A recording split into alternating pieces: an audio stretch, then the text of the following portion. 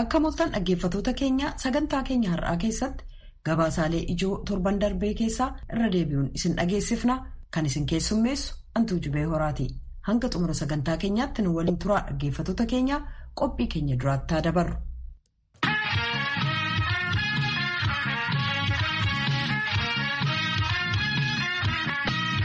Rakkoo biyya Sudaan hammaachaa adeemee muummichi ministeeraa biyyattii Abdallaa Hamdook fedhii isaaniin aangoo gadhiisan. Kana ilaalchisuudhaan tokkummaan mootummootaaf Yuunaayitid Isteetsi yaaddoo qaban ibsaniiru. Hamdook labsii aangoo gadhiisuu isaanii ka beeksisan haasaa televezyiyoona irratti dhiyaachuun dhageessisaniin ture. Istikmaal qiyaadat watan al-aziz wal-cubuur bihi khilaal maa tabaqaa min cumra al-intiqaal naxwa ad-dawla al-madaniyya ad-dimuqraatiyya an-naahida walaqad xaawaltu biqadri istitaacati. Biyyi keenya gara badiitti akka hin seenne hamma danda'e yaalii godheera. Amma immoo biyyi keenya tattamaan hin sirraa'u yoo ta'e jiraachuu ishee guutummaan balaarra kan buusu boqonnaa jijjiirama balaa qabu irra jirti jedhan. Hamdook akka jedhanitti akka qajeelfama nagaaf nageenyaatti akkasumas dhangala'uun dhiigaa akka dhaabatu gochuuf biyyattii gara dimokiraatawaaf bulchiinsa siiviilitti ce'umsa ta'u namni kabroon kan itti geggeessu yeroonsaa ammaa jedhan.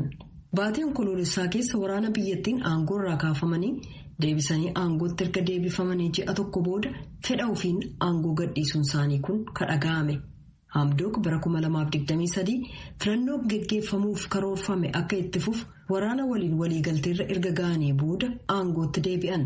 Hayyuu dinagdeef aangawaa tokkummaa mootummootaa duraanii kan ta'an Hamdook ebila bara 2019 warraaqsa uummataan bulchiinsi abbaa irree yeroo dheeraa kan pirezidaanti Omar al-Bashir erga fonqolchamee booda kan hundaa'e mootummaa ce'umsaa akka hoogganan filataman. Hiriirri mormiis erga waraanni biyyattii onkoloolessa 25 Hamdookiin aangoo irraa kaasee booda akkasumas baatii sadaasaa keessa Hamdookiif hoogganaa waraanaa Jeneraal Abdul Fattah al-Burhaan gidduutti erga waliigalteen mallatteeffamee boodayyuu ittuma fufe. Waraannis hiriira sana bittimsuuf humnaan deebii kennuudhaan gaazii mimmaansu rasaasatti dhukaasuu akkasumas rasaasa laastikaa itti dhukaasuu qabe. Hamdook aangoo gadhiisuu isaaniitti aansee ministirii haajaa alaa Yuunaayitid Isteetsitti kutaan dhimmootii Afrikaa ibsa fuula Tiwiitarii isaa irratti maxxanseen hoogganoonni Sudaan adda addummaa isaanii boodatti dhiisanii waliigalteen akka uumamuuf bulchiinsi siivilii akka itti fufu yaadachiisee jira. Muummichi ministeeraa Sudaan inni itti aanuuf kaabineen walabummaa uummataa nageenyaaf haqii akka mirkanaa'u gochuuf akka labsii heeraatti muudamuu qaba. Waajjirichitti dabaluudhaan Yuunaayitid Isteetsi uummanni Sudaan innaanni dimokiraasiitti ce'uuf tattaafataa jirutti cina isaanii dhaabbata. Aangawoonnis mormitoota irratti haleellaa raawwatan akka dhaabanillee gaafatee jira.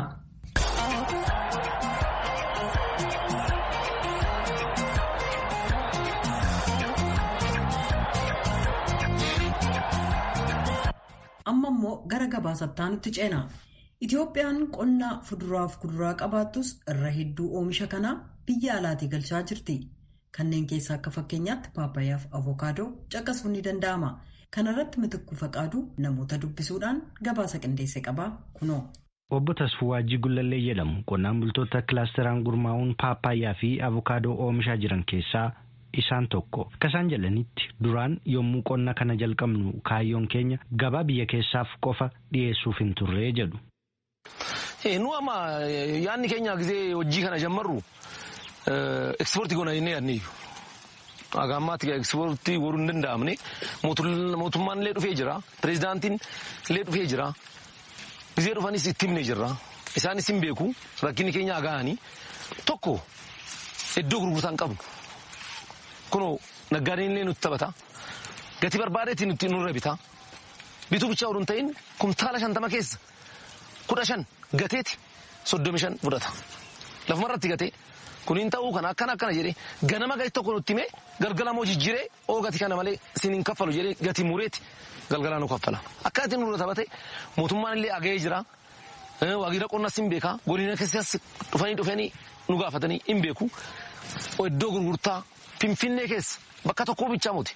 Bakka 20 bakka 10 nu kennaati tokko uummata gammachiifna. Lamaanuu siin fayyadamna. Kan dadhabnee kana bakka geessine namni nurra bituu dhabnee bilchaanne isaa lafa kufee rakkina keessa seenuu nurra hin jiru. Iddoo gurgurtaa nu kenna jennee kun kadhachaa jirra. Hagaan man argamne malee karachaa jiru isaanis nu haagaani kanumarra jirra jedhu nu harkaan seenne. Qonnaan bulaan biraan yaada isaanii sagalee Ameerikaaf kennan obbo Miidhagsoon yaada obbo Tasfuu deeggaruun kaayyoon keenya oomishaalee paappaayyaa fi avukaadoo kanneen gara warshaaleetti dhiyeessuuf ture garuu haga ammaa hin jalqabnee jedhan. Oduun akkasii galee nuuf bareeda ture. Ammas ta'e kan jarri faddaalee yuudii argatu kana oduun achi galee yeessaan nuumtatti fachi xiyyeeffannee itti gurgurachuun danyaa jaaseeran.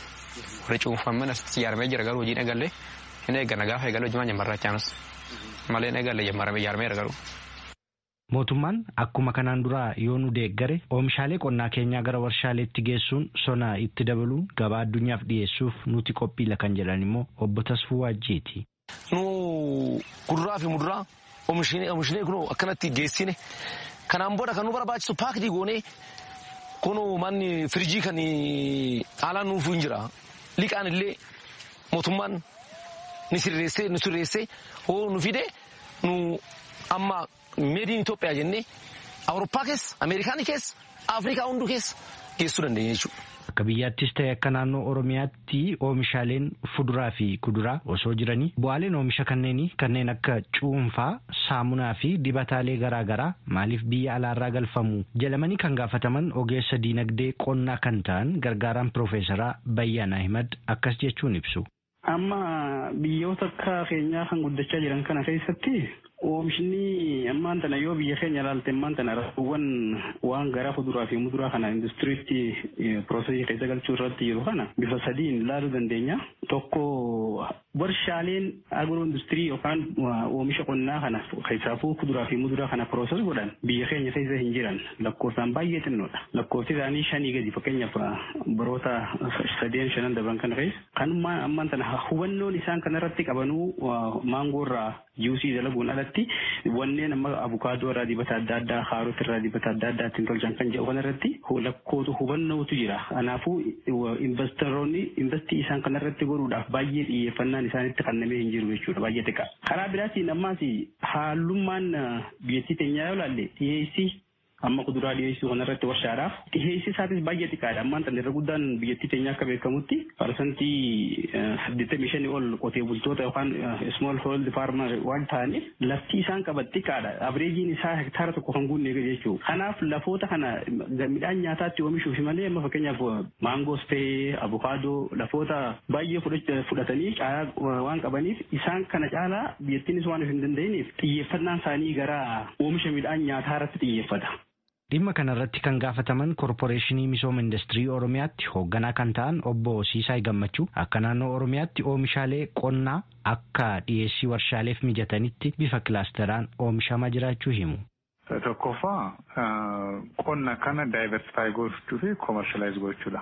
Maaliifini namni qotee bulaa fi horsee bulaan gabaa ofiif nyaachuuf qotoo fayyadamu qotuuf ta'uu ta'e gabaa biyya keessaaf qotuu qofa ta'uu ta'e gabaa biyya alaa fi indastiriif haala indastiriif ta'uudhaan kan akka oomishu taasisuudha. Fakkeenyaaf amma tomaatoon jira, timaatimni jira, timaatimni indastiraal tomaatoo akka oomishamu taasisuu irratti jirra.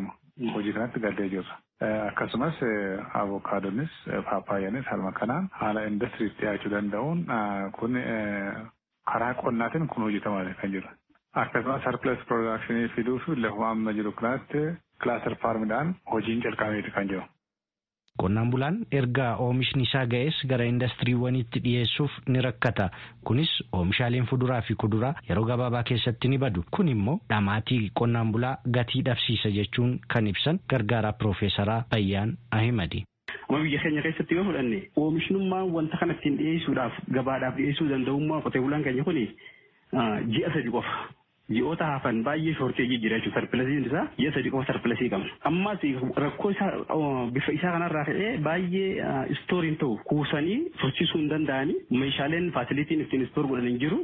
Obbo Siisaay Gammachuu akka ibsanitti paarkiin indastirii qonnaa qindaawaa bulbula rakkoo qonnaan bulaas ta'e akka biyyaatti jiru furuuf ijaaramee kan xumurameeru hojiitti seenaa jira jedhu. Kanaaf haalli kan mijaa'e tokko maalinni bulbula interior agro-industrial park naannoo Zuwaayee fi Arsii Nageellee gidduutti iddoo Bulbulaa jedhamutti indastiriyaal paarkiin guddaan ijaaramee itama kan jiru. Iddoo kanatti kubbaaniyoon indastiriyaalistoonni dhufaniitiyyuu achitti warshaa isaanii dhaabbachuudhaan qonnaa burraa fudhataniitiyyuu pirooses godhanii biyya alaatti ergu yookiin biyya keessatti gurguru. Gabaasa sagalee Ameerikaaf Finfinneerraa Mitikkuuf Qaadu. Godina Wallaggaa Bahaaf Horroo Guduruu Wallaggaa keessatti namoonni 195 ol qe'ee ofiirraa buqqa'uu isaanii mootummaan naannoo Oromiyaa ibsee jira. Sababa buqqa'uu namoota kanaa ilaalchisee karaa adda addaan quba walitti qabuun ni mul'ata. Namoonni qe'ee ofiirraa buqqa'an kun waraana mootummaa kan hidhattoota mootummaan shanee jedhee waamuuf hidhattoota naannoo Amaaraa faannoo jedhaman komatu. Aangawoonni Komishiina Ittisa Balaa naannoo Oromiyaa kanneen kana deebisanii dhaabuudhaaf yaalii gochaa akka jiran dubbatu. Tsaayii Daamxoo kan jalqaba torbanii nuuf ergite keessaati. Naannoo Oromiyaa godinaalee Horroo Guduruu Wallaggaa fi Wallagga Bahaa keessatti namoonni qe'eef qabeenya isaaniirraa buqqifamanii bakka adda addaatti faca'aniiru jechuun jiraattonni godinaalee kanneen irraa raadiyoon sagalee Ameerikaa bilbilaan dubbise ibsaniiru. Obbo Waggaariin jiraataa godina Horroo Guduruu Wallaggaa aanaa Amuruurraa akka ibsanitti namoonni gandoota 20 ol keessaa buqqifamaniiru kanneen du'anis jiru jechuun ibsaniiru. Aanaan Amuruuf ganda 22 qabdi. Ganda 22 sana keessa gandi 8 uummata Oromoo naannoo sanarra buqqa'ee jirudha. Sababni itti buqqa'e immoo hidhattoota Amaaraadhaan hidhattoota Amaaraatu uummata dararee fakkeenyaaf ganda Sammuu Illaammoo, Yaayyaa Dangaab, Yaayyaa Xoobee, ganda Siiddan Barkallee kan kana jedhaman keessaa uummanni buqqa'ee bakkoota adda addaa muka jalatti beelaanis waan hundumaan dararamaa jira. Uffatallee tuun baafatiin baane achi keessaa kaan hin dhume kaan immoo inni lubbuudhaan bahe immoo horii isaa gatee mana isaa gatee baqateetu jira. Namni nageenya kootiif hin sodaadhaa maqaa koo hin dhayinaa jedhan tokko jiraataa godina Wallagga Bahaa ta'uu isaanii kan ibsan hidhattoota shaneetu nu buqqisaa jira jechuun ibsaniiru. ምስራቅ ወለጋ ጊዳ አያና ወረዳ አንገር ጉቴ አንድ ወዲ ዲቾ ቀበሌው Wallagga Bahaa aanaa Giddaa Ayyaanaa naannoo Andarguuttee Oonag Shaneen jedhan aanaa limmuu to'atee maafasii hin baatanuu jedhe nurratti dhukaase. Daangaarra jirra qaama mootummaatti iyyannee nama nu birbatu dhabne humna isaaniitii ol waan ta'eef boqqolloo facaafanneeyyuu hin quncifattan jedhanii haadha ijoollee shanii ajjeesan warri hidhate kun. Awwaalallee nu dhorkanii duubarra lola meeqaan gaggeeffame. Mudda gaafa 20 loon saamnaa jedhanii dhufanii walitti dhukaasaan booda saamicharraa hafnee jirra. Amma aanaa Giddaa Ayyaanaa gandaa Hincootee dhiichoo hin gadhiifnu jennee nuti sagaa dhukaasarra jirra. Hoogganaan biiroo dhimmoota kominikeeshinii Oromiyaa Obbo Haayiluu Addunyaa namoonni 1,000 lakkaa'aman godinaalee lamaan irraa qe'ee isaaniirraa buqqifamaniiru kaanis saamaniiru jechuun dubbatani. keessaa shanee namoota nagaa irratti xiyyeeffatee haleellaa raawwata. Sababa kanaan namoonni qe'ee fi qabeenya isaanii irraa buqqa'an hin jiru. Keessumaa Wallagga Bahaa keessatti namoota 1,199,491 ta'aa jechaadha. Warri kun haleellaa shaneen raawwatteen warra qe'ee fi qabeenya isaanii irraa buqqa'anidha jechaadha. Kanaan wal qabatee dhugaa rakkoo nageenyaa naannoo sanatti uumamee buqqa'anii mootummaan namoota qe'ee fi qabeenya isaanii irraa buqqa'an kana gargaaruudhaaf tattaaffii adda addaa taasisaas ture jechaadha. Gama tokkoon qe'ee fi qabeenya isaaniitti akka deebi'anii fi nagaa naannoo sanaa tasgabbeessuudhaaf humna shororkeessaa shanee dhabamsiisuudhaaf tarkaanfiiwwan adda addaa fudhachaa jira. Namni kan biraan nageenya qofan sodaadhaa maqaan koo hin waamamin jechuudhaan ibsan rakkoo isaanirra ga'ee fi eenyuun akka irratti raawwatame akkanaan ibsanii jiru. Mana gubaa dhufanii kanaa booda immoo namni kan argatan immoo nama rukutaa dhufanii namoota ajjeesanii kanaa booda uummanni mana gadhiisee baqachuutti ka'ee horiis kan argatanii fudhachaa deemanii namoota nama 11 kan isaan ajjeesanii nama tokko namni lama mana keessa kan gubatedha. Qaamolee gocha kana raawwatanii adda baastanii beektu eenyudha isaan? Inni addaadha. Kanuma loltoota uffata shumbiraa kan uffatu amma meeshaalee kan qalbeeffanne meeshaa bireenillee kan baatan jechuudha. Kaanillee pilaastii qabatu wanni kaanuma hunduma nama naannoo qabatanii faannoo yaas jedhanii afaan Amaaraatiin yaas faannoo jedhanii akkaataa kanatti hundeessanii yookaan saba ari'anii yookaan ilaalaa turre jechuudha. Dhimma jiraattonni kaasan faannootu jiraattota buqqisee jechuudhaan himataniif obbo Haayiluu gaafadhee akkas jechuudhaan deebisanii. Soba kun warri kana dhaadhessanii akka waan mootummaan duubatti tarkaanfiin fudhannetti warra laalanii waraarraa sobaa jechaadha. Naannoo sanatti jalqaba waan achi kaase shaneedha bal'inaan kan uummata saamee kana jechaan immoo akkuma kanaan dura isin ibse naannoo yeroo kiiramutti rakkoon uumame sana gama tokkoon shaneen rakkoo uummatarratti geessifteen lubbuun namaa bahee ture. Gama kaaniin immoo finxaaleeyyiin afaan Amaaraa dubbatan kan achumatti dhalatanii guddatan kan shaffatanii bosona seenantu ture jechaadha. Isaan kun tarkaanfii fudhataniiru uummatarratti. Kanaaf xinfanyaa Amaaraa fi xinfanyaa afaan Oromoo dubbattu shaneetu waliin jireenya uummataa jeequudhaaf kan tarkaanfii fudhate. Kun kiiramuutti kan uumame yoom onkololeessa keessa lubbuu nama 15 darbe sana keessa Oromoonis Amaarris jira. Kanaaf uummata kanaan bakka bu'an otoo hin ta'in uummata kana walitti buusuudhaaf gama gamaan kan deeman finxaaleeyyii gamanaan afaan Oromoo dubbattu shanee fi gamasiin immoo afaan Amaaraa kan dubbatu. Koomishiniin hooggansa balaa sodaa fi kaafamtoota misoomaa Oromiyaa lammiilee buqqaaniif deeggarsa taasisaa akka jiru ibsee jira.